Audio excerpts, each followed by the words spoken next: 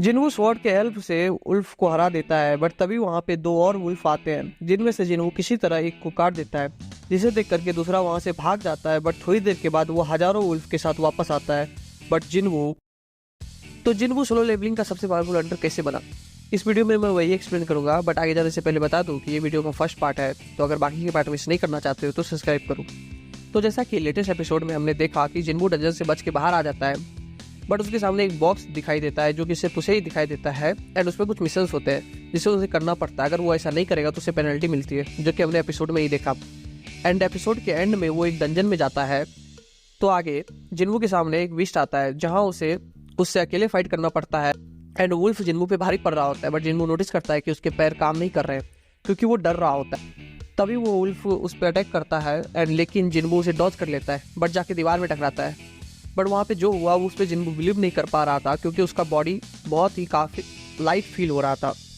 And फिर वो उसे डॉज करते हुए एक पंच मारता है जिससे कि उल्फ काफ़ी दूर जाके गिरता है। एंड जिन्वू सोचता है ऐसा इसलिए हुआ क्योंकि मैंने अपने स्ट्रेंथ बढ़ाया है। एंड ये डेली ट्रेनिंग की बात कर रहा है जहाँ पे इसने भी सबसे ज़्यादा टाइम अपने स्ट्रेंथ पे ही दिया है। बट फिर जिन्वू नोटिस करता है कि उल्फ को ज़्यादा डैमेज नहीं हुआ है, मतलब कि जिन्वू स्ट्रॉन्ग तो हुआ है बट उल्फ अभी भी काफ़ी स्ट्रॉन्ग था उससे। एंड वो सोचता है कि अगर अभी उसके पास एक वेपन होता। फिर उसे कुछ याद आता है, वो अपने गेम की इन्वेंट्री खोलता है, उसके अंदर से उसे स्वॉर्ड मिलता है। एंड ये वही स्वॉर्ड था जो कि लास्ट टाइम में स्टैचू के पास उसके पास था। एंड उसका यूज़ करके ये उसे हरा देता है एंड कहता है मुझे लाइफ में सेकंड चांस मिला है, मैं इसे वेस्ट नहीं जाने दूंगा। तभी वहाँ दो और वुल्फ आते हैं जिसपे जिन्वू तुरंत अटैक करता है और एक को तो काट देता है, जिसे देख करके दूसरा वहाँ से भाग जाता है। एंड इस टाइम पे जिन्वू लेवल 2 पे पहुँच चुका था।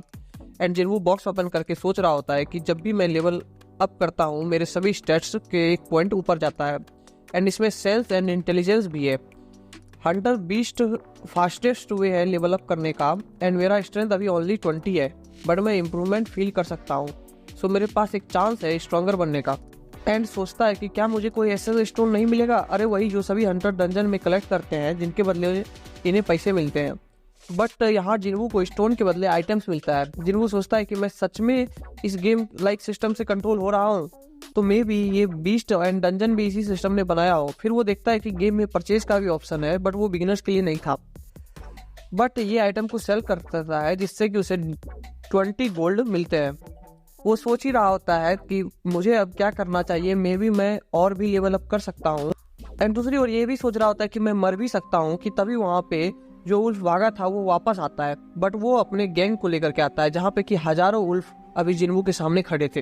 तो जिन्वू कहता है मैं तो एक बार मर ही चुका हूँ, अब डरना कैसा। एंड सभी के तरफ एक बार में चार्ज कर देता है एंड सबको कहता है कि फुल फोर्स से फाइट करो। एंड वहाँ हजारों उल्फ के से जिन्वू अकेले फाइट करने लगता है, बाकी सबका मैस्कर करना शुरू कर देता है जहाँ सिर्फ नोटिफिकेशन आ रहा होता है लेवल अप का।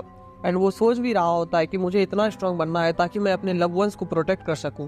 मैं हमेशा शैडो में छुपा नहीं रह सकता हूँ, अगर मैं स्ट्रांग बनूंगा तो मैं इस रेडिकुलस रूल को जरूर फॉलो करूंगा। तभी उसके सामने हजारों उल्फ आते हैं, लेकिन अब इनके नेम रेड कलर में लिखा हुआ नहीं था, मतलब कि जिन्वू के लिए अब ये सब सबसे इजी हो गए थे। जैसे जैसे उसने लेवल अप किया उसे टाइटल भी मिलता है उल्फ असैसिन का। एंड सबको मारने के बाद उसे एक टेलीपोर्टेशन स्टोन मिलता जिसका हेल्प से वो डंजन से बाहर जा सकता था।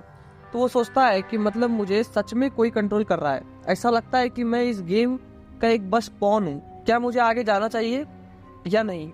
फिर वो आगे बढ़ता है सबको मारते हुए। जैसे जैसे वो स्ट्रांग होते जा रहा था वैसे वैसे बीस्ट को मारना इजी हो रहा था। वो फील कर पा रहा होता है कि वो स्ट्रांग हो रहा है, और वो समझ जाता है कि अगर वो ऊपर रहा तो उसका लेवल अप अब नहीं होगा। लेकिन इस टाइम तक वो 15 लेवल पहुंच चुका होता है, साथ में उसके सेंस भी इंक्रीज हुआ होता है, जिससे वो महसूस कर पा रहा होता है कि नीचे एक खतरनाक मॉन्स्टर है।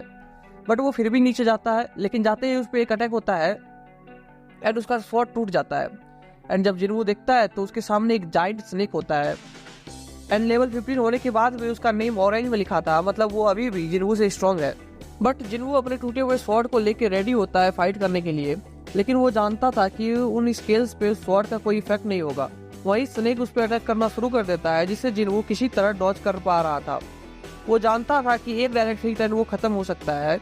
वो किसी तरह संभाल रहा था कि तभी एक अटैक उसे बस टच करता है एंड वो जमीन पे गिर जाता है। सोचता है मुझे लगा था मैं स्ट्रांग हुआ हूँ, बट इतना काफी नहीं है क्या, मुझे कितना स्ट्रांग बनना पड़ेगा ताकि मैं अपने पास्ट को ओवरकम कर सकूँ। मैं वीक हूँ, इसलिए मुझे वो निकनेम मिला weakest Hunter of Mankind. Even मुझे लगता है कि मैं बहुत ही पैथेटिक हूँ। फिर वो डंजन के बारे में सोचता है कि कैसे ओवरवेलमिंग पावर ही सिर्फ एक रास्ता है लोगों को अपने सामने झुकाने का। फिर हिपोक्रेसी मुझे प्रोटेक्ट नहीं कर पाएगी। इससे फर्क नहीं पड़ता कि अपोनेंट कितना पावरफुल है, लेकिन एब्सोल्यूट पावर के सामने वो भी हेल्पलेस बन जाएंगे। एंड इस टाइम पे इसे याद आ रहा होता है कि कैसे सभी लोग इसे छोड़ के जा रहे थे, जो कि शुरू में इसे अच्छा बिहेवियर करते हैं, बट पावर के सामने वो भी इसे बिट्रे कर देते हैं। इसलिए वो सोचता है कि मुझे स्ट्रांग बनना पड़ेगा। एंड वो कहता है कि उस स्टैचू के सामने तुम कुछ भी नहीं हो, तुम मुझे नहीं डरा सकते हो, और अपने स्वॉर्ड को उसके बॉडी में घुसा देते। बट स्नेक को थोड़ा ही डैमेज होता है एंड जिन्वू का स्वॉर्ड भी गिर जाता है। लेकिन तभी जिन्वू उसे पकड़ के कहता है मैं अपना सब कुछ स्ट्रेंथ में डाल दिया है, ये इनफ होना चाहिए, एंड उसे क्रश करना शुरू कर देता है। तभी सीन शिफ्ट होता है जहाँ हम लोग देखते हैं कि डॉक्टर लोग कंफ्यूज होते हैं कि जिन्वू कहाँ चला गया। बट जब वापस सीन शिफ्ट होता है तो हम देखते हैं कि कई सारे लेवल अप के नोटिफिकेशन आए होते हैं एंड जिन्वू हंस रहा होता है एंड कहता है लगता है मैं थोड़ा स्ट्रांग हुआ हूँ। तभी हम देखते हैं कि उसने स्नेक को हरा दिया है, जिसे उसे एक डैगर भी मिलता है एंड साथ में एक टाइप का पॉइजन भी।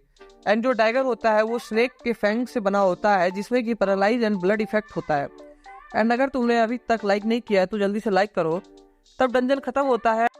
जैसे ही जिन्वू बाहर आता है उसे एक सोल्जर मिलता है जो कि उसे पूछता है कि तुम यहाँ क्या कर रहे हो। बट उसके हाथ में स्वॉर्ड को देख के समझ आता है कि वो एक हंटर है, तो वो बोलता है तुम इस तरफ आओ। तभी उसे समझ में आता है कि हमने जो डंजन लास्ट एपिसोड में देखा था वो किसी ने क्लोज नहीं किया एंड मॉन्स्टर बाहर आ चुके हैं।